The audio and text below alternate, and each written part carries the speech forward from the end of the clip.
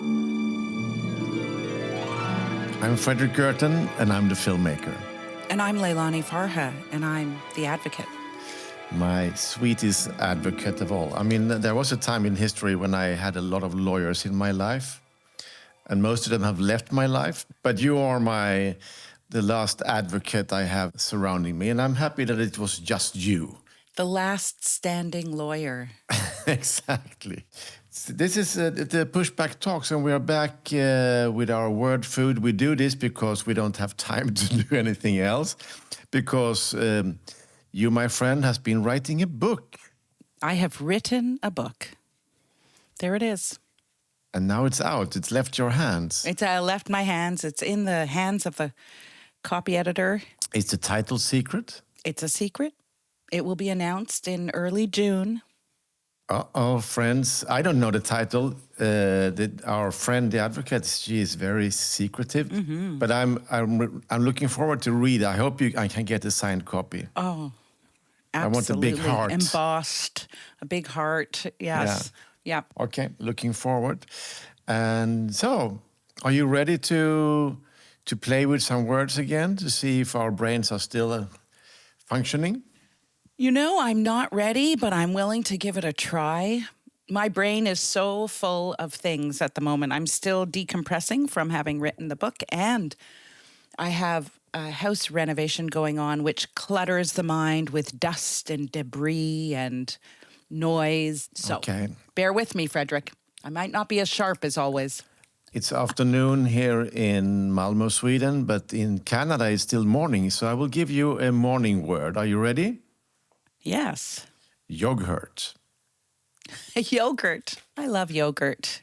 And yogurt is, part of my culture. It's a big part of my culture. So I eat a lot of yogurt, and real yogurt, not that crap with sugar in it and vanilla and chocolate and raspberry. No. Balkan style. I love the Balkan style or the Greek yogurt, thick yogurt that's tart. It's a lovely way to start a day with some fruits, a little bit of Greek honey, because I spent a lot of time in Greece. And of course, yogurt is full of protein, which is good for you. It's, in my opinion, it settles the stomach. Yeah, yogurt is my friend. When I travel, I eat a lot of yogurt, make sure, probiotics, make sure my stomach is good. Yeah. Do you know where the word comes from? No. It's Ottoman Turkish, of course. So it's close to your roots. Of course, absolutely. And it's kind of mentioned in yogurt texts from before, like the year 1000 in old Turkey. And then in Lebanon, you can order labne. Oh, I eat labne every day. Which is then strained yogurt, so it's a bit thicker, like the Greek. Mm-hmm. Yeah, much thicker. And then they say that labne is the name of Lebanon. So there is a whole country named after your breakfast dish. How do you feel about that? I feel great about that. And I have these very special breakfasts with my father, who is 91. And he makes Lebanese breakfast, and I go over sometimes on a Friday morning, and he spreads out. He makes his own yogurt, and then he makes his own labne, and then he makes his own za'atar, and we get this beautiful, what we call Arabic bread, which people call pita, and he puts fresh vegetables, cucumbers, mint, tomatoes. He spreads it out. It's very beautiful, and we share breakfast together in Labne. So, yeah. And your father's family had lands in Lebanon and in Palestine. So it was like I guess it's in this region where Israel is now kind of destroying every single home and destroying the villages. Absolutely. Yes, southern Lebanon. That's where we're from. That's where our family home is still. The home has been there for more than 400 years. So talking about entitlement, it's interesting that Israel says that this is greater Israel when our family has been there for more than 400 years. I have been trying to figure out which side of this occupation line Israel has created this yellow line, and it's basically occupation, illegal under international law. And I'm trying to find out which side of the line our village is on, because I have asked my relatives who are there, and they say, no, we're on the other side of the line, not occupied. But I saw a video yesterday that made it look like we were on the occupied side. So our family fled. So, of course, they're not there to witness it. They're up in the mountains. It's scary. Yeah, it's very scary. Yeah. As I told you, I was in the south of Lebanon many years ago when they were kicking out the Palestinians from the south, and so it's really beautiful. It's very beautiful, the villages, and then I was thinking of the roots of yogurt on these hills, these green hills. When I was in the West Bank in Palestine, in this area called Area C, but it's really called Masafariata, I was up on a mountain side and stopped in a village, and I saw some women and young children making a yogurt, a cheese. I actually can't remember the name of it. It's dried yogurt, more dried than Lebna, and they make it in these balls. And I have a picture of this boy, a beautiful picture of a Palestinian boy eating this yogurt ball. One of our listeners will tell us what it's called. It's slipping my mind right now, but I have a beautiful memory from south of Lebanon. I was out there shooting for Swedish TV, but I had a Lebanese TV crew, and the fighting started to get intense. And they told me, you go and wait behind that wall because we know this better than you. And I was sitting there in front of a house, and an old lady came out with a big tray with coffee. And she was serving us coffee in the middle of this. And for me, that's kind of the memory of humanity that always tried to stay human in this kind of the worst of situations. Absolutely. So that made me love the south of Lebanon even more. That's a small story about yogurt in my mind.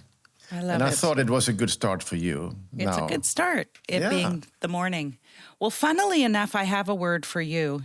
That's the opposite of morning. It's for the evening. Well, yeah, it's for the evening. And the word is, are you ready, Fredrik? Yes. Moonlight. Moonlight. Oh, that's nice. I love moonlight. Of course, I live in a city, but the moon is very strong. And where I live by a market square, and of course in the evening nights it's an empty space. There is a space where you can go out and you can see the moon, the full moon. Nice. But it's also, there's been some moments of this blood moon, and I've been biking around the city, say, where can I see it the best? And I found a crossover the railroads, and I was standing there, and there were other people gathering, Nice. in the evening, and to also see the red moon coming up, and everybody was like applauding when it came. So there is some magic out there. I know a lot of people have been touched by this latest moon adventure of astronauts going up there. Yes, Artemis. Yeah, and then and there is some, of course, also some beauty in that. But this time I stayed off because I'm a little bit fed up with propaganda from the evil part of the superpower. So even if, because I know there was also a Canadian astronaut up there, Yeah, I'm like you. Yeah, it might be really good people up there, so I don't really want to take it on them. But it's No. they're probably scientists, and they're really interesting to advance human knowledge, even if they're part in some kind of propaganda show. Yeah. Whatever. Yeah. But moonlight is good, and the opposite is also very interesting. What's the opposite of moonlight? When there is no moon. Mm. And the evenings get even darker. Yes, yes. And that can be also very beautiful. And then you see the new moon coming up. it's like the Turkish flag. Yes. Talking for better about or for worse. talking about yogurt. Talking about yogurt and darkness. Okay, yeah, it wasn't Erdogan who invented the Turkish flag, No, so no, fair, true. fair. So we shouldn't put Erdogan's face on the moon. No, It's no. not the moon's fault that Erdogan exists. Can I put it like that? Yes, you can. I find it interesting. The reason I came with Moonlight was because it gives such a different feeling. Even when I say the word moonlight, I feel romantic and it feels peaceful and calm. And then when I think of this moon landing and Artemis, that feels technical and kind of male and in its kind of adventure and not romantic to me at all. I know that people who engage in space travel and want to do space travel maybe do have a romanticism. I don't know, but for me, they are very different. One is very technical seeming and, science, and about, as you say, it's a kind of propaganda, and then I think of Moonlight, and I think of Van Morrison's song, and Wasn't there a film also with Cher at some point, long time ago? Yeah, absolutely, Moonstruck. Yeah. In fact, it's one of my sister's favorite, Juliana's favorite movie, Moonstruck. She's so good in that. I remember actually going to a date with that film a long time ago. Right. It Yes. It worked really good. Date movie. I love it. So, Yeah. And with Nicolas Cage before he was a bit strange. Well, maybe he was strange in that movie. They were so good. I don't know if it's a good film. I haven't seen it again, but I just remember that at that time I enjoyed it. Yes. Yes. And I can also be quite romantic, and there is something with the moon that when we get touched by beauty, we feel humble and we feel good in some way. Yeah. And we feel like we are a part of something greater than us. I like that. So long live the moonlight. Yeah. There's so much moon iconography, etc. Moon River, there's that song, Moon River. Yeah, nice. You can sing more if you want. No, you really don't want to hear me sing. No. Okay, we started off a new word food. That's not bad. Not bad. And you are sweet listeners out there. Please comment, tell your friends, subscribe to the podcast. All those kind of things that helps, so other people can find Pushback Talks. I think we recently got a new Patreon, didn't we? We did, yeah, and we love. You can't imagine how happy we feel when people decide to support us. Absolutely. There is a cost connected to make podcasts because it's not only us talking. That's the cheap part. Yes. But there is a technical work behind the scenes that takes some time. And of course, we also have to pay money to be on this platform and to publish and all that. So help is good. And we live in a time in history where culture and political work is totally underfinanced. So we are under a lot of pressure in the film world, and the cultural world is really, really tough. And I know also for your work, it's tougher than ever to get funding. Help us, and we will get some more energy out of that. That's all. That's all. See you soon, Leilani. See you later. Pushback Talks is produced by WG Film.